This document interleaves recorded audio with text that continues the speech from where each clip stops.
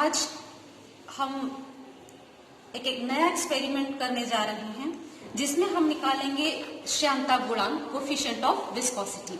वैसे तो coefficient of viscosity निकालने के लिए एक अलग से अपरेटस आता है, लेकिन परेशान होने की जरूरत नहीं है कि हमारे पास अपरेटस नहीं है।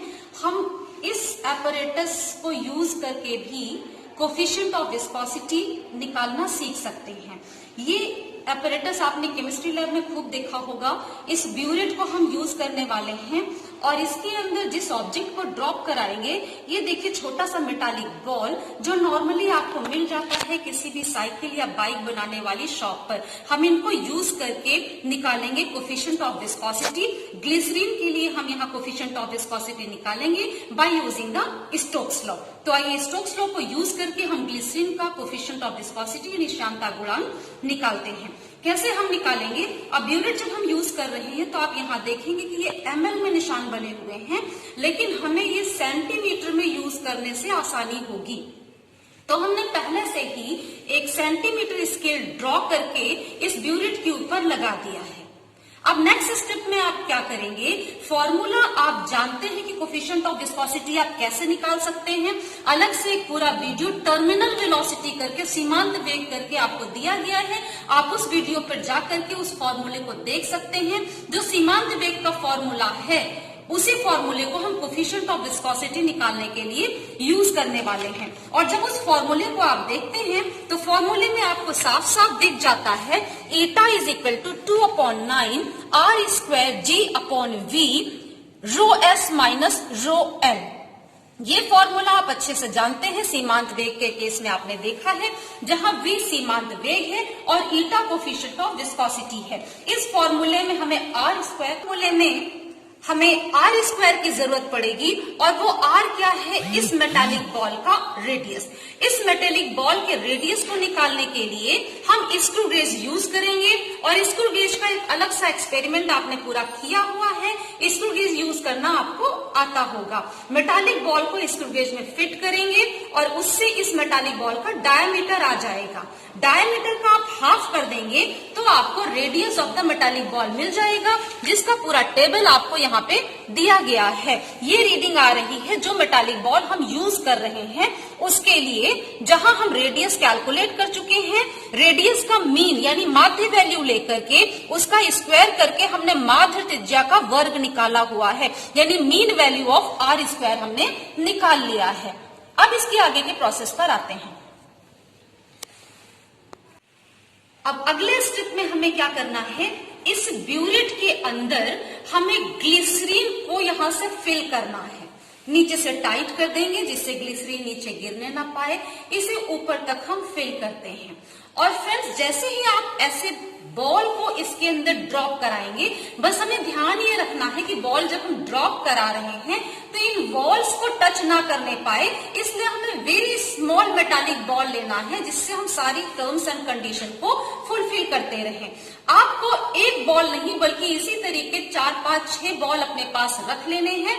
बॉल एक ही तरीके के, एक ही साइज के होने चाहिए। यहाँ हम एग्जैक्ट वैल्यू तो नहीं निकाल पाएंगे, लेकिन फिर भी इस तरीके से हम कोफिशिएंट ऑफ विस्कोसिटी निकालना सीखेंगे और लगभग वो सही वैल्यू ही निकलती है।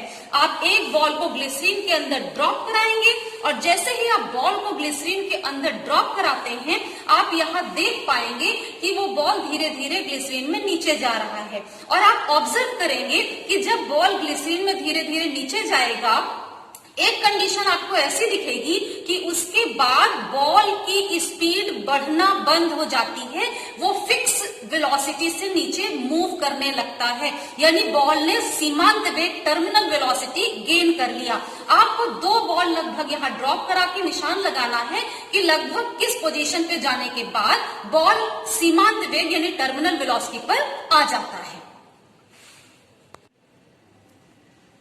आपको ये पता चल गया कि जब हम ग्लिसरीन के अंदर बॉल को ड्रॉप करा रहे हैं तो लगभग यहाँ तक जाने पर, इस पोजीशन तक आते आते वो सीमांत वेग पर आ जाता है और उसके आगे उसकी वेलोसिटी जो टर्मिनल वेलोसिटी है वो फिक्स है, यानी वेलोसिटी में कोई भी चेंज नहीं आएगा।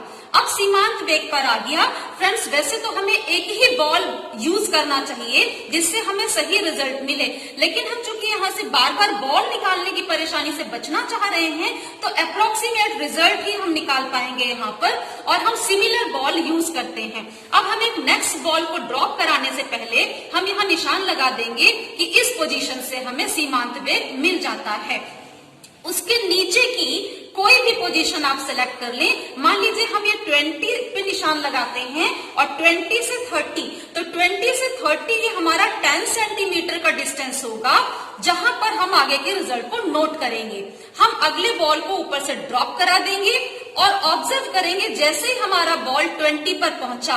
ऑफ कोर्स ये 20 सेंटीमीटर की जो पोजीशन है ये उस पोजीशन के बाद की होगी जहां से सीमांत वेग स्टार्ट हो जाता है, टर्मिनल वेलोसिटी स्टार्ट हो जाती है। हमने बॉल को ग्लिसरीन के अंदर धीरे से ड्रॉप करा दिया इस तरीके से कि वो बॉल्स को टच नहीं करता है, ब्यूरेट के बॉल्स को टच नहीं करता है। और जैसे ही हमारी बॉल ये 20 सेंटीमीटर पर पहुंचती है आप स्टॉप वॉच को ऑन कर देते हैं, आपको टाइम नोट करना है। और जैसे ही 30 सेंटीमीटर पर पहुंची आप स्टॉप वॉच को ऑफ कर देते हैं और ये रीडिंग नोट कर लेते हैं कि 20 से 30 सेंटीमीटर यानी 10 सेंटीमीटर में हमारे बॉल ने ट्रैवल करने में कितना टाइम लिया है, वो टाइम आप सेकेंड में नोट कर लेते हैं। यहाँ हार्ड एंड फास्ट कंडीशन नहीं है कि हम 20 से 30 ही लें, आप ये भी जरूरी नहीं हम 10 सेंटीमीटर ही लें, आप जो चाहें वो डिस्टेंस और उसके करेस्पॉन्डिंग टाइम नोट करके उससे वेलोसिटी कैलकुलेट कर सकते हैं, जैसा कि यहाँ हमने इस आपको टेबल में दिखाया हुआ है। इस टेबल में आप देख पा रहे हैं कि 10 सेंटीमीटर पर हमारा डिस्टेंस जब कवर किया बॉल ने तो उसे 2 सेकंड्स का समय लगा, जिससे सीमांत वेग 5 सेंटीमीटर पर सेकंड आया। इसी तरह आप आगे भी 10 सेंटीमीटर के डिस्टेंस से भी कैलकुलेशन कर सकते हैं या चेंज डिस्टेंस लेकर के भी टाइम नोट कर सकते हैं और हर एक के करस्पॉन्डिंग आप टर्मिनल वेलोसिटी यानी सीमांत वेग निकालेंगे। और लास्ट में इन सभी रीडिंग को यूज करके हम यहाँ पर mean value of terminal velocity यानी औसत सीमांत वेग निकाल लेते हैं। जैसे ही आपने औसत सीमांत वेग निकाला आप इस फॉर्मूले पे लौट आइए जिस फॉर्मूले से हमें कोफिशिएंट ऑफ विस्कोसिटी ईटा का कैलकुलेशन करना है। इस फॉर्मूले के लिए हमने r² पहले निकाल लिया था, v आपने अभी नोट कर लिया है और g फिक्स वैल्यू है। आप जानते हैं g की वैल्यू होती है 980 सेंटीमीटर पर सेकेंड स्क्वायर। तो जी की वो वैल्यू हमें नोट करनी है।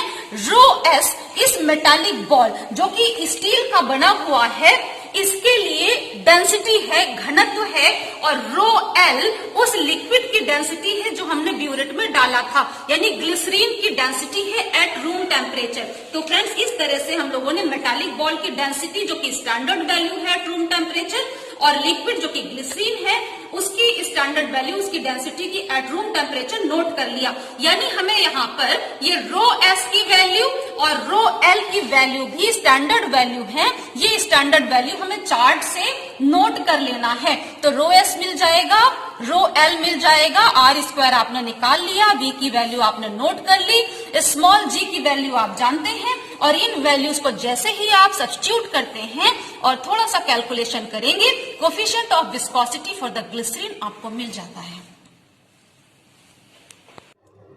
तो इस तरह से आपने देखा कि हम ये फॉर्मूला यूज करने वाले हैं कोफिशिएंट ऑफ विस्कोसिटी निकालने के लिए फॉर द ग्लिसरीन। और जैसा कि अभी हम लोगों ने डिस्कस किया है कि मेटालिक बॉल का रेडियस हमने कैलकुलेट किया और त्रिज्या की स्क्वायर का मीन वैल्यू भी हमने निकाल ली है और वो रीडिंग इस टेबल में हमने फिल की हुई है। आप देख पा रहे हैं इसको क्लियरली यहाँ पर, जहाँ ऊपर आप देख रहे हैं कि डेंसिटी जो स्टैंडर्ड वैल्यू होगी at room temperature, metallic ball के सब्सटेंस की डेंसिटी और जो लिक्विड हम यूज कर रहे हैं यानी ग्लिसरीन उसकी डेंसिटी भी आप देख पा रहे हैं। यहाँ नीचे हमने 0 एरर मेंशन किया हुआ है, यहाँ यूनिट नहीं लिखी गई है, आप यूनिट भी साथ में लिखेंगे जो कि सेंटीमीटर में यूनिट यहाँ पे ली गई है। उस 0 एरर का यहाँ पे रिमूवल भी हमने टेबल में ही कर दिया है। तो ये रीडिंग आपको क्लियर हो जाती हैं। सबसे नीचे का जो टेबल है ये सीमांत वेग यानी टर्मिनल वेलोसिटी जिसका कैलकुलेशन अभी हम लोगों ने डिस्कस किया, उसके लिए टेबल है। और लास्ट में आप देख रहे हैं एवरेज टर्मिनल वेलोसिटी यानी औसत सीमांत वेग यहाँ पे कैलकुलेट किया गया है। अब ये आर स्क्वायर की वैल्यू जो कि पहला टेबल से निकली हुई है, उसके बाद यहाँ एवरेज टर्मिनल वेलोसिटी, इसकी वैल्यू यूज करेंगे। और स्मॉल जी जैसा कि आप जानते हैं, डेंसिटी भी आपने नोट कर ली है ग्राम सेंटीमीटर क्यूब में। चूंकि हम सीजीएस सिस्टम में काम कर रहे हैं इसलिए हम यहाँ पर स्मॉल जी की वैल्यू भी सीजीएस में ही लेंगे, यानी 980 सेंटीमीटर पर सेकेंड स्क्वायर हम यूज करेंगे स्मॉल जी की वैल्यू। और इन सभी वैल्यू को इस फॉर्मूले में हमें सब्स्टिट्यूट करना है। जैसे ही हम उसे सब्स्टिट्यूट करते हैं, हमें ये फॉर्मूला हमने लिया और उस पे वैल्यूज को सब्स्टिट्यूट किया, कैलकुलेशन किया और कैलकुलेट करके हमें कोफिशिएंट ऑफ विस्कोसिटी ईटा की वैल्यू मिल जाती है 34.8907 poise. Poise coefficient of viscosity की सीजीएस में यूनिट है। तो इस तरह से आप ये एक्सपेरिमेंट कंप्लीट कर सकते हैं।